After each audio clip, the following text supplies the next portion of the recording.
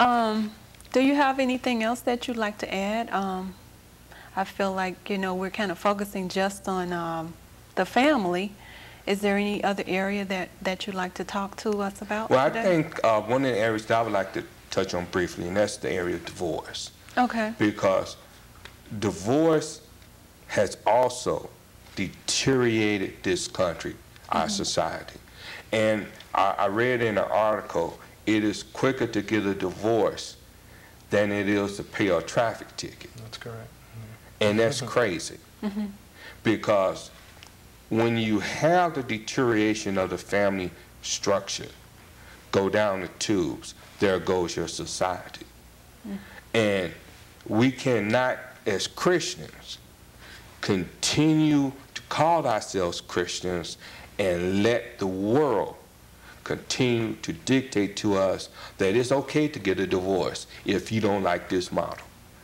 This is the year 2000. Come September, October, it's 2001. Exactly. If you don't like the wife or the husband you got last year, go get you a new one in 2001. That is totally wrong. Well, you know, that's not a new problem. It's been around since Jesus' time and before that that's even. true. So, But Jesus said in the beginning, it was not so. But because of the hardness of one's heart and one's mind, is the reason that we have so many divorces, not only in America, but throughout the land. And it's got to stop. so Odie, what do you think in the area of mental health? How would you approach, you know, if someone were to come into your office or come into the Daddy's Club and say, look, our marriage is on the rocks, but we don't want to get a divorce, we want help. I mean, what kind of counseling would you offer them? What kind of direction would you give them? Well, it would basically be in the realm of a spiritual context, because obviously we've strayed away. We've tried the world's way, and obviously that didn't work. Right. And everything. So we need to get back to the basics, what's already been implanted in the Bible. Okay, so we would take references in the Bible and use those things to problem solve. Anthony mentioned earlier about being submissive towards each other. A lot of times we have in the 90s, 2000, when you mention the word submission or submissive, people they're like, what? You want me to do what? It's a very negative right, it's a negative connotation. connotation. So what we want to do is to take the negative connotation and put it into the spirit and everything, so that it could be a positive connotation. So we would reference from the Bible quite frequently in order to resolve any issues that might come about.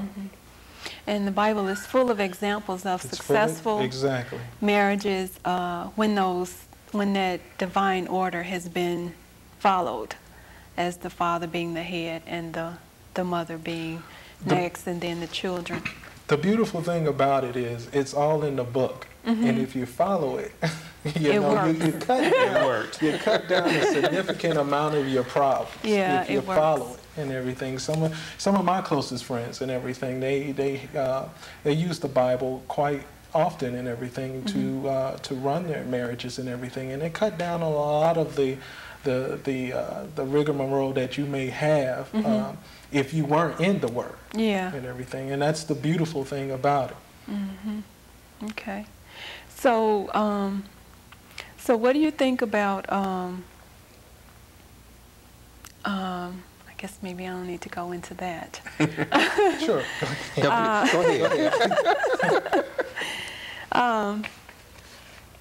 What do you think about women being leaders in the church? What do you think about that? Where would the Daddy's Club stand on an issue like that? That's a very hot topic right now. Well, I noticed today on the news that the Southern Baptists having their convention.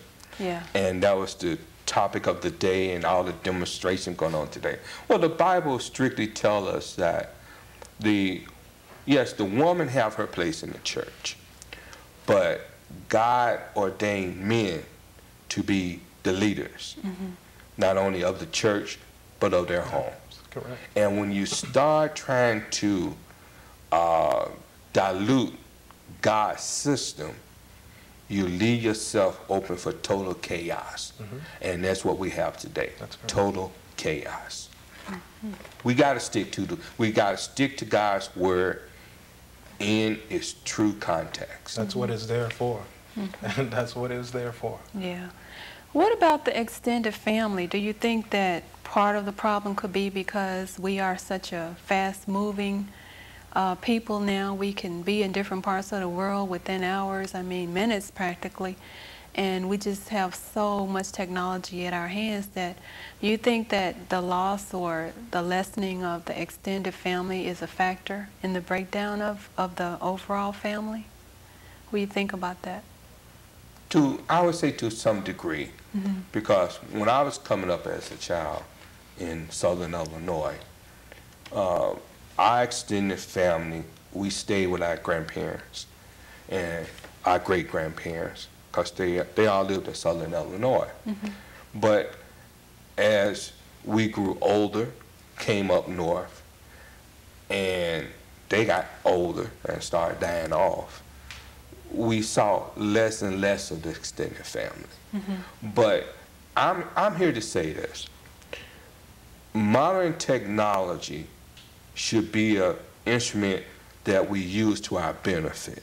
It should be, yes. But the problem is not so much modern technology as it is greed, trying to get the almighty dollar. Yeah. And we got to the point where we're willing to sacrifice our family structure, just for the dollar. And as Christians, we can't do that. Yeah, yeah, I agree with you on that. It's just difficult. I mean, how would you tell someone to just not get a divorce? I mean, what would you say to them?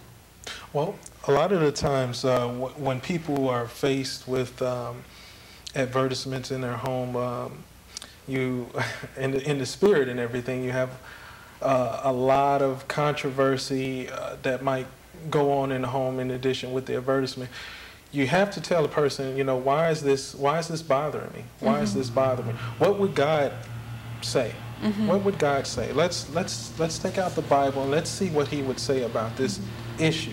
Okay, because most of the issues that couples face and everything, they're very common. They're very common issues, and all of those issues are addressed in the Bible. Okay, so the thing would be, let's see what God would say about this. Let's reference. Okay, if it's a money issue, you know, let's see what God says about finances. Okay. Okay. So what about commitment? What do you think about commitment? I mean, do you think it's a lack of commitment? In the year 2000, as the recent article came out in the Sun-Times, some women, some men don't want a commitment. They just want an open-ended relationship where they can sleep around. If that don't work, they find a new partner, sleep around. If that don't work, they sleep around again. They don't want that type of commitment. But as Christians, we have to stand up, beat the drums, and tell this sick society, you can no longer live this way.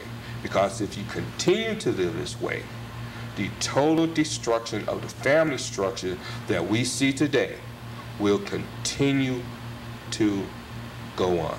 And it's got to stop. Yeah. So kind of give me an idea of where the Daddy's Club is going to be going in the next year or the first year. Where do you see yourself going with it? I think the first year with the Daddy's Club will be all about organizing, getting different programs off the ground, and making some headway in dealing with some of these issues.